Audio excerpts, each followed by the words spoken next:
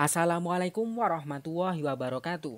Di video-video sebelumnya kita telah mempelajari bagaimana caranya mengubah soal yang awalnya berformat PDF atau doc diubah menjadi soal Google Form.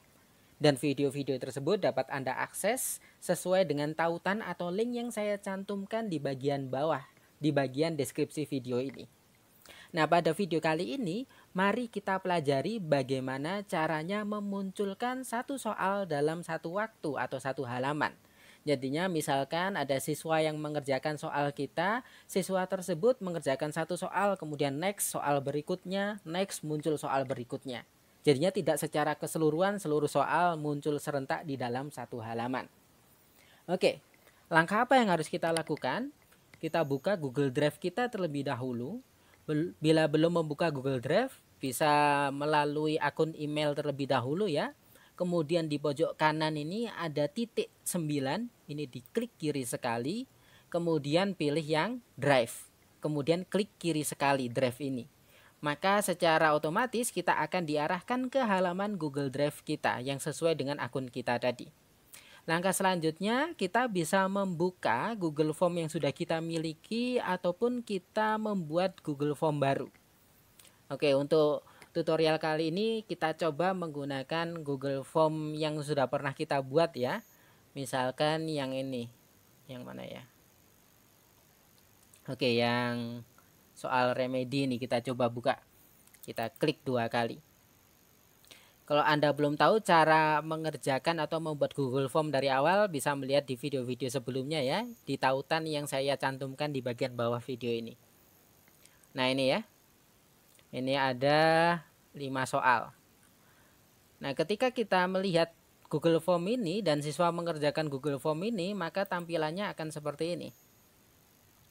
Pertama, mereka mengisi identitas, kita coba misalkan identitasnya Ahmad Fauzi, kemudian jenis kelaminnya laki-laki. Kemudian di sini kebetulan kita tidak menanyakan nomor presensi dan kelas ya. Kemudian klik berikutnya.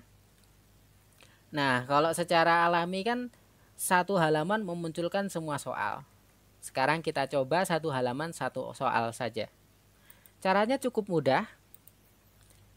Nah, caranya adalah kita memisahkan setiap soal dengan section yang berbeda.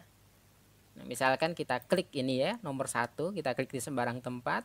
Kemudian ini, tombol sama dengan ini, tambahkan bagian atau add section. Ini kita klik sekali. Nah, sehingga ini masuk halaman selanjutnya. Ini tidak perlu kita isi, tidak perlu kita apa-apakan. Kemudian, setelah nomor 2, kita tambahkan, kita klik ini lagi. Setelah nomor 3 diklik, kemudian kita klik tanda sama dengan ini. Kemudian nomor 4 kita klik, tambahkan sama dengan lagi. Terus ini nomor terakhir. Misalkan kita ingin menambahkan soal lagi dengan halaman yang baru, ya sudah kita klik tanda ini lagi. Mohon maaf. Kita harus mengklik soal terakhir terlebih dahulu ya. Saya ulangi, kalau terjadi kesalahan seperti ini, bagaimana cara menghilangkannya? Cara menghilangkannya cukup mudah. Nah, ini kita klik di sembarang tempat ya, di daerah ini, di daerah halaman baru ini, kita klik seperti ini. Kemudian di sini ada titik 3, kita klik, kemudian kita pilih hapus bagian. Nah, sehingga terhapus. Sekarang kita tambahkan halaman setelah nomor 5. Jadinya kita klik nomor 5 di sembarang tempat terlebih dahulu, kemudian kita klik tanda sama dengan ini. Nah, sehingga muncul baru. Kemudian cara menambahkan soalnya bagaimana? Kita pilih tanda plus ini, tambahkan pertanyaan atau bahasa Inggrisnya add question. Kita klik. Nah, sehingga muncul di sini. Misalkan kita tambahkan pertanyaan nomor 6. Misalkan cabang biologi yang mempelajari sel dinamakan misalkan seperti ini, titik. Kemudian pilihan A-nya sitologi, pilihan B-nya genetika, pilihan C-nya morfologi, dan terakhir pilihan D-nya histologi. Bila setiap siswa wajib mengisi setiap soal, maka bagian bawah ini require atau wajib di sini kita on kan dengan mengklik bagian ini sekali. Nah, begitu ya cara pengaturannya agar setiap soal wajib diisi.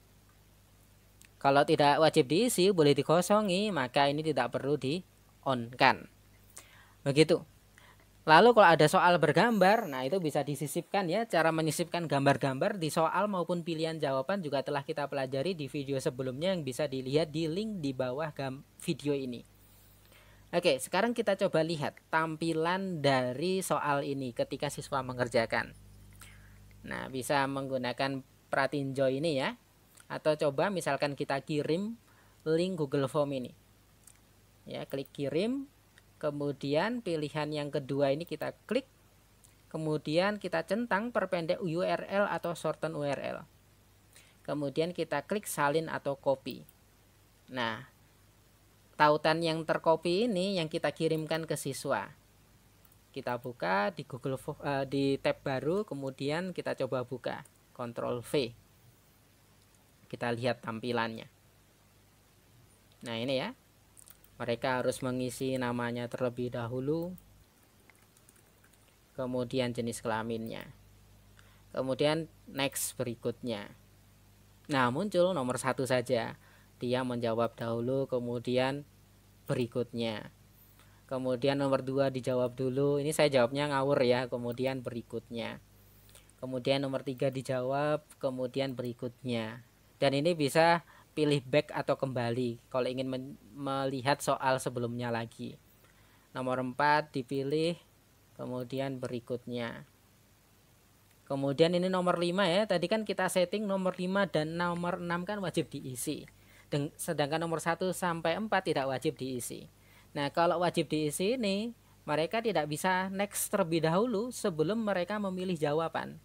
Berbeda dengan soal-soal sebelumnya. Ini contohnya soal nomor 4 ya. Misalkan belum dijawab, dia bisa lanjut ke soal berikutnya. Tetapi nomor 5 tidak bisa lanjut ke soal berikutnya sebelum dijawab. Nah, ini pilihan Anda.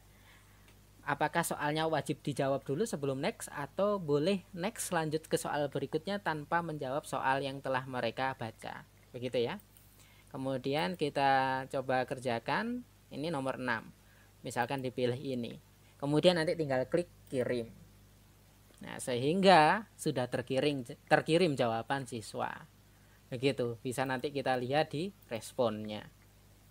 Oke. Namun ya, ini kan kita tidak men-setting skor jawaban dan pilihan dan kunci jawaban.